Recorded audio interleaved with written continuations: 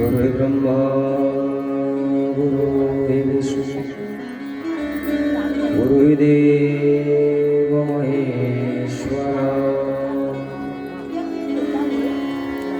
गुरुः साक्षात् परब्रह्म तस्मै श्री गुरुवे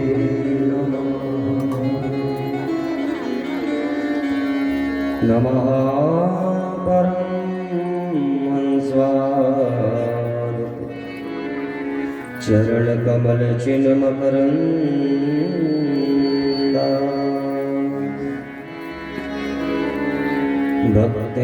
भक्तजनमानस निवास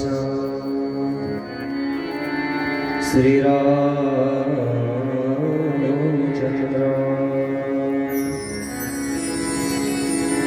देयं सदा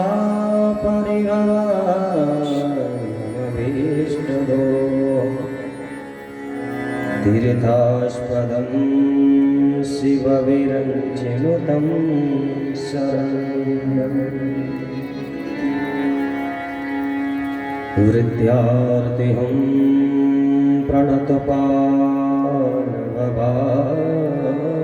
प्रणतपालभवादिपोतम् वंदे महापुरुषते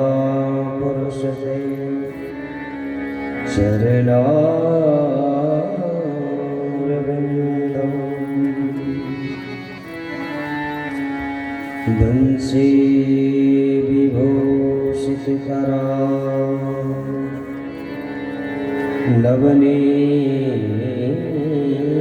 नवनीर्दाभम्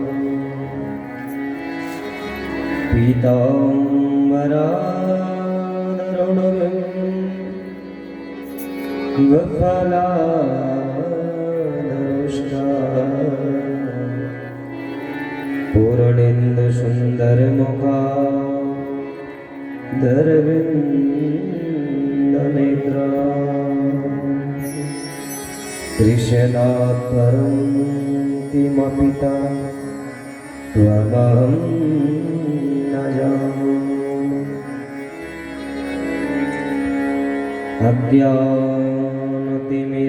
अज्ञानतिमिरान्धस्य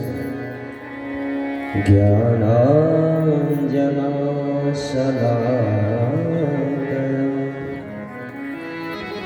चक्षुरुन्मिलितं मया तस्मै श्री गुरुवे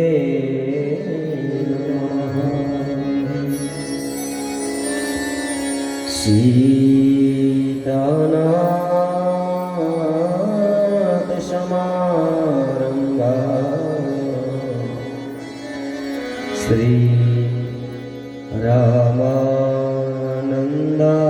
रामानन्दाय मध्यमा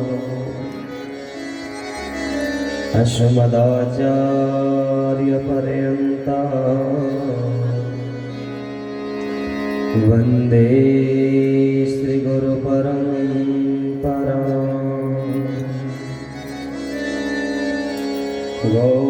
गौराङ्गं रसमयं नित्यं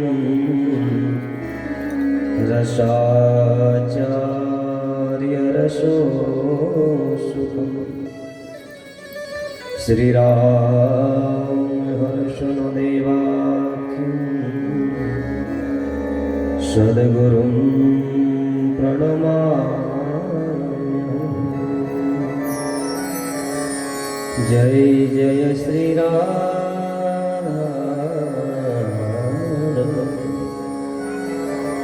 जय जय नवल किशोर जय गोपी चित्तचोर प्रभु जय जय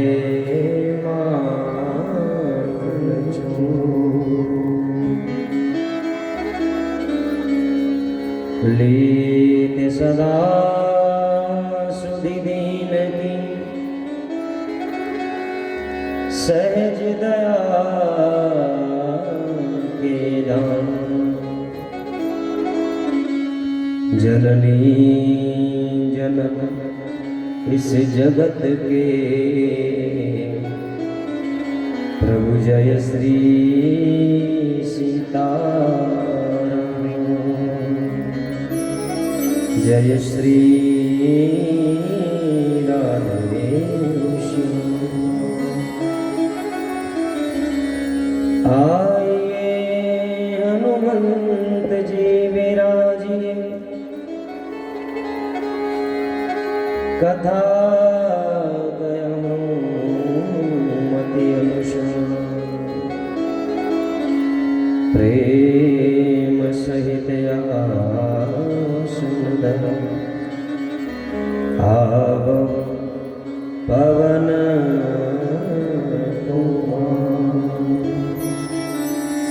आइए पवन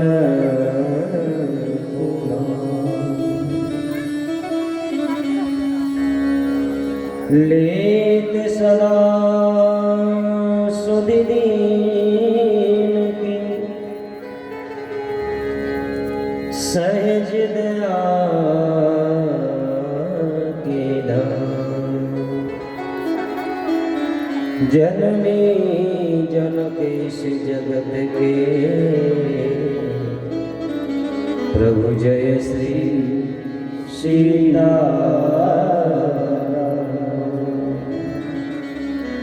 जय श्री राधेश्याम।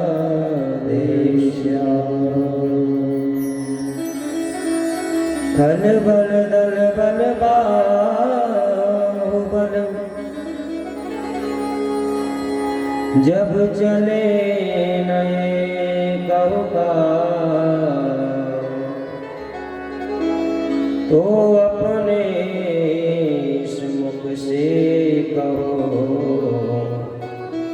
जय श्री सीताराम,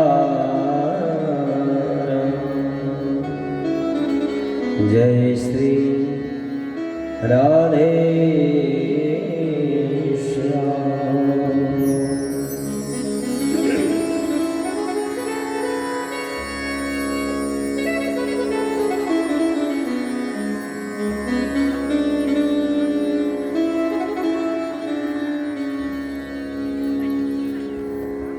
बोल वृंदावन बिहारी लाल की जय हो।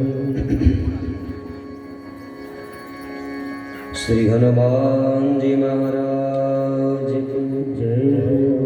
यज्ञ नारायण भगवान की जय हो। ताप्ती मैया की जय हो। जगत गुरु शंकराचार्य भगवान की जय हो। सद्गुरुदेव भगवान की जय हो।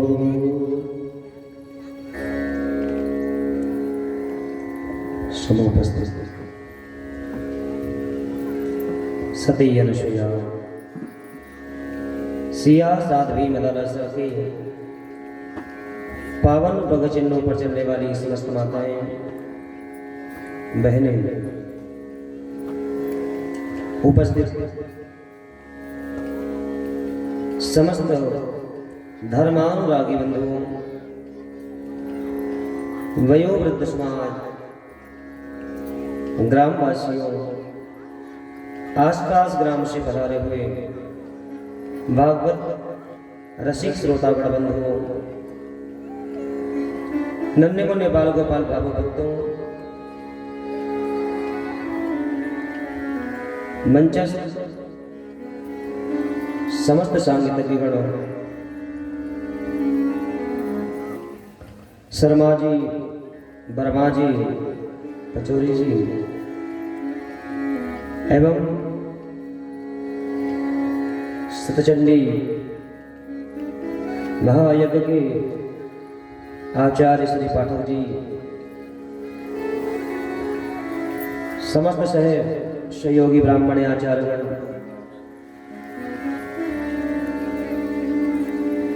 तीर्थराज प्रयाग से पधारे हुए पंडित जी एवं समस्त ग्रामवासियों, हमारे मुख्य यजमान महोदय,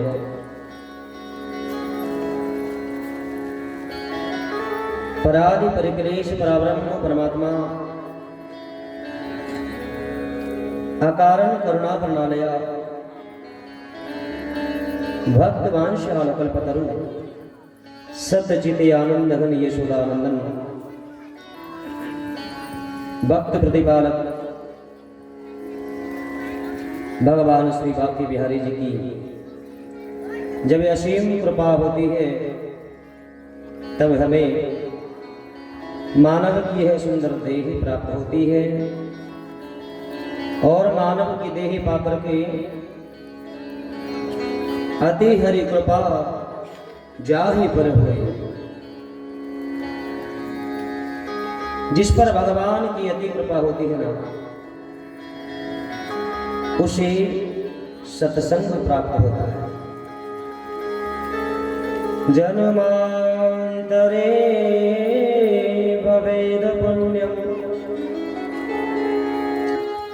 जन्मांतरे भवेद पुण्यम, तदा भागवतं लभेत। जन्मांतरे भवेद पुण्यम,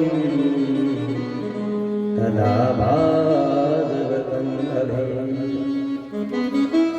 एक नहीं भैया, कई जन्मों के हमारे जब पुण्य उदय होते हैं तब जाकर के सत्संग में भगवान की कथा में बैठने का अवसर प्राप्त होता है।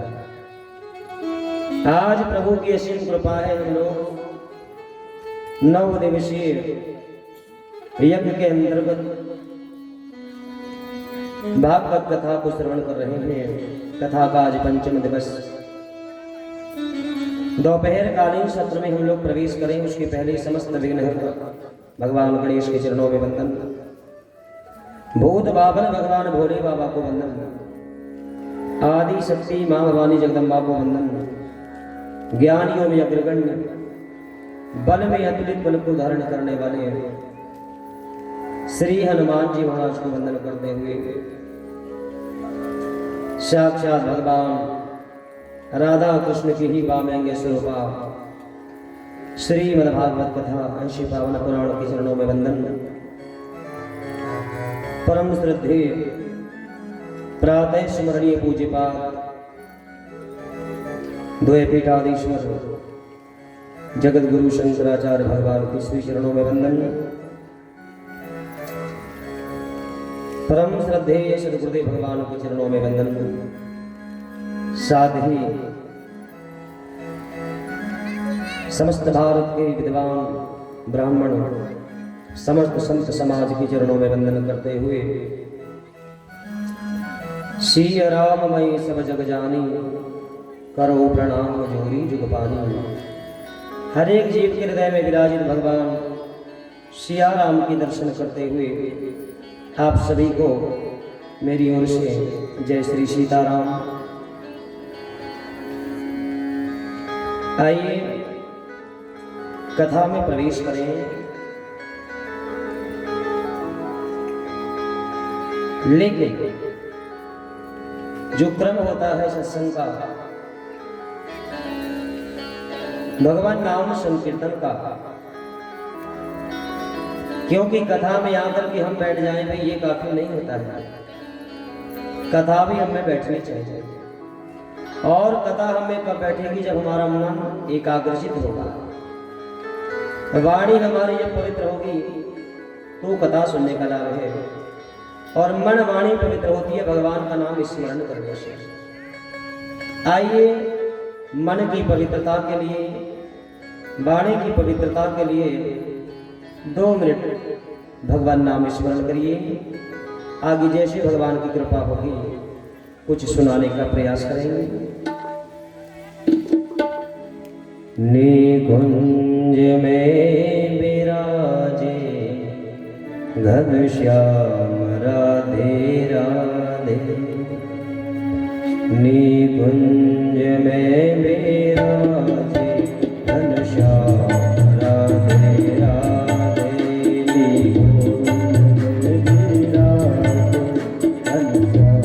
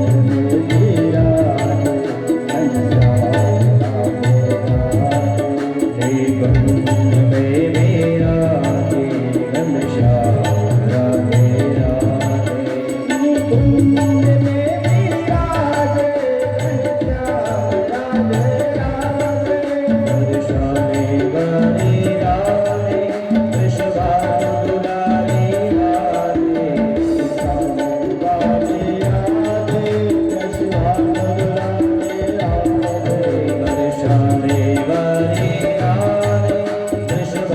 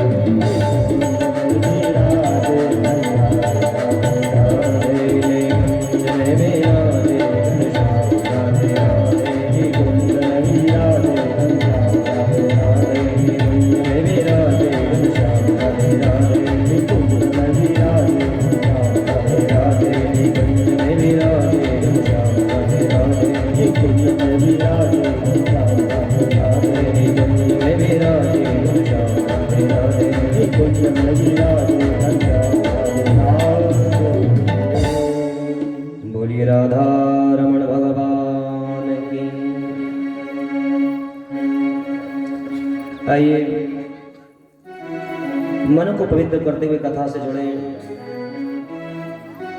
रात्रिकालीन सत्र में हम लोगों ने श्रवण किया सती मरत हरिशन बरमा जन्म जन्म शिव पद अनुराग तेहि कारण गिरिग्रह जा जन्मी पार गति तनु पार। माता सती ने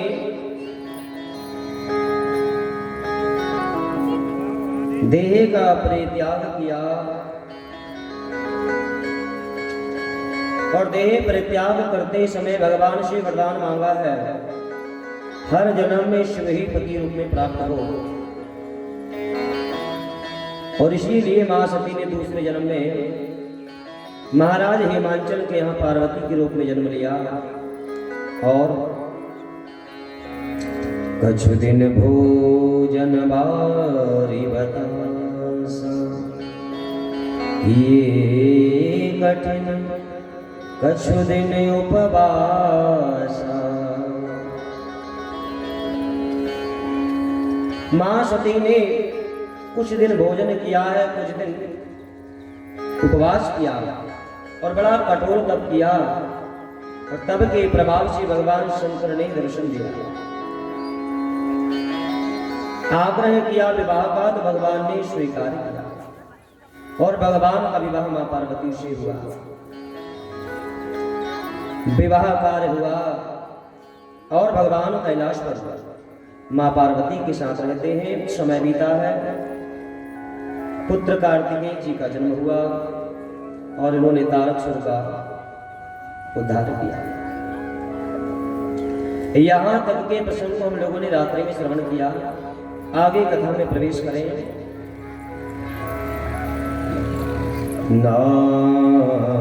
नारायण जिन नाम लिया तिन और का नाम लिया न लिया। अमृत पान किया घट भीतर गंगा जल पिया न पिया।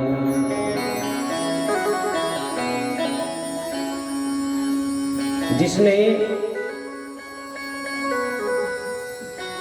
अमृत का पान कर लिया है फिर वो गंगा जल पिए न पिए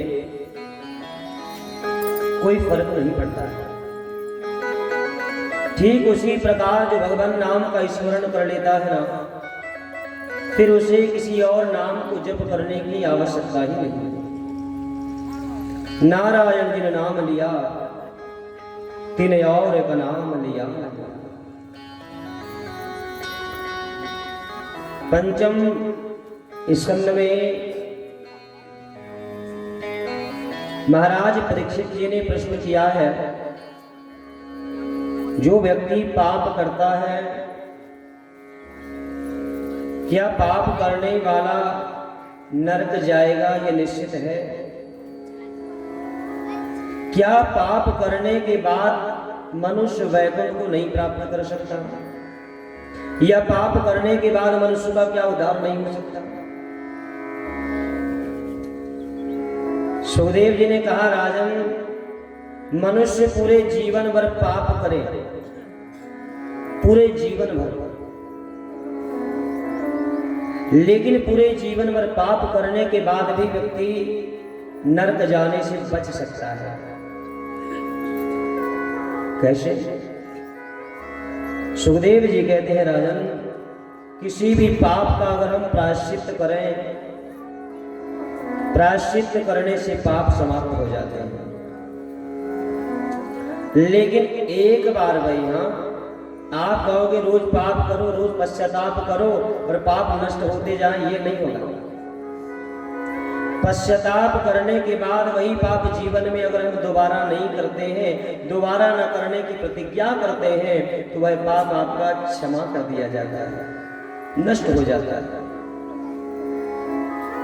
बोले भाई अगर व्यक्ति अनजाने में वही पाप दोबारा हो जाए तो नरक भोगना ही पड़ेगा। लेकिन पाप करने के बाद भी अगर व्यक्ति नरक जाने से बचना चाहता है तो क्या कोई उपाय नहीं है? 100 की एक दवा बता दी है बाबा सुखदेव जी ने। कलयुग केवल नाम आधार,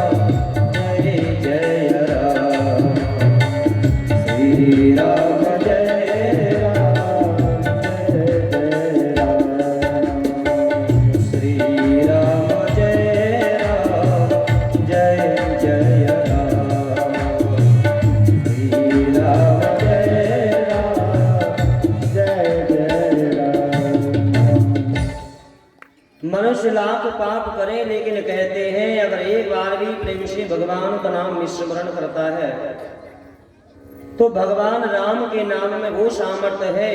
एक बार आपने मुख से राम लिया वो 3 करोड़ जन्म के पाप नष्ट कर देता है। एक बार राम नाम लिया 3 करोड़ जन्म के पाप नष्ट हो जाते हैं केवल एक बार राम कहने से। लेकिन भाई जो भगवान का भक्त है ना वो तो नाम लेता है, पर जो पापी है वो, पापियों को तो भगवान नाम अच्छा नहीं लगता है। वो कैसे ले, उसका कल्याण कैसे होगा? उसके लिए भी बाबा तुलसी ने थोड़ा छूट दे दिया। भाय को भाव अनख आलस, नाम जपत बलती सिदस, श्री राम जय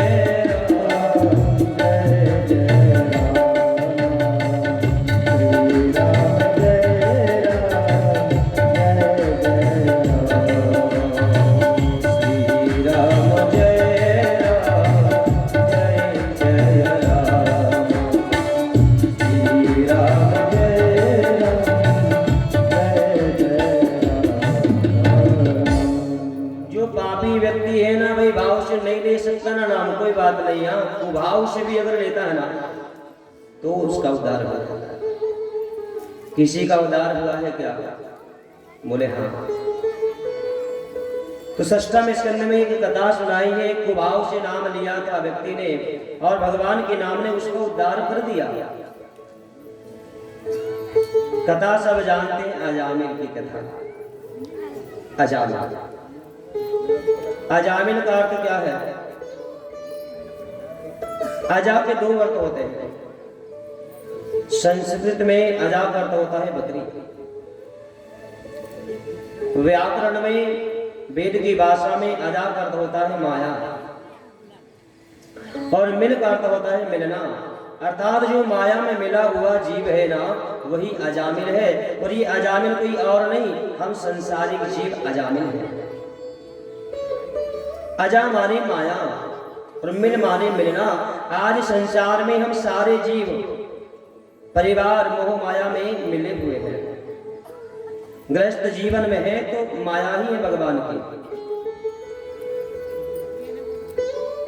इस मोह माया से मिला हुआ जीव कहते हैं अजामिल। अजामिल जाति का ब्राह्मण जीवन भर अजामिल ने चोरी किया, वैश्या का संग किया, और कहते हैं ये अजामिल पहले विद्वान ब्राह्मण था। चारों ओर अजामिल की चर्चाएं थी। लेकिन कहते हैं एक बार अजामिल की दृष्टि बिगड़ी और दृष्टि बिगड़ते ही अजामिल का जीवन परिवर्तित हो गया। एक बार मंदिर जा रहा था और मंदिर में उसने रास्ते में चलते चलते एक वैश्या और एक शूद्र को देखा। वैश्या इतनी सुंदर थी ना, अजामिल का मन हो गया कि भाई ये वैश्या मुझे मिल जाए। और आज जब वैश्या को पाने का मन हुआ तो कहते हैं अजामिल की पूजन की थाल छूट गई। अब तो इस प्रयास में आ गया कि ये वैश्या कैसे भी मुझे मिल जाए। और कहते हैं अजामिल वैश्या के घर गया, वैश्या को कहा मुझसे विवाह कर ले। वैश्या ने कहा विवाह नहीं करूंगी, लेकिन हाँ साथ में रह सकता है, बदले में धन देना पड़ेगा। अब तो क्या था, काम में अंधा व्यक्ति ना सब कुछ देने को तैयार हो जाता है। पूरे जीवन भर की कमाई वैश्या को दे दिया और वैश्या का संग करने लगा। अब भैया आप बताइए, कोई ब्राह्मण वैश्या के साथ में रहे तो उसके हाथ पे पूजन का पाठ कराएगा क्या? बुलाएगा कोई पोथी पढ़ने के लिए? लोगों ने बंद कर दिया, भैया ये पंडित जी तो वैश्या के साथ रहते, कौन बुलाए, और इनको पूजन कराने से हमें और नर्क जाना पड़ेगा। अब कमाई बंद हो गई ना, तो क्या किया, चोरी करने लगा। और एक बात हम आपको बताएं, मनुष्य का जो शरीर है, इस मनुष्य शरीर में 9 दरवाजे हैं। शरीर में 9 दरवाजे हैं। प्राण 9 दरवाजों में किसी भी दरवाजे से निकल सकते हैं, लेकिन पाप जो होता है ना, पाप इन 9 दरवाजों में केवल एक ही दरवाजा ऐसा है जिस दरवाजे से पाप मनुष्य के शरीर में प्रवेश करता है। और अगर हमने उस एक दरवाजे को बंद नहीं रखा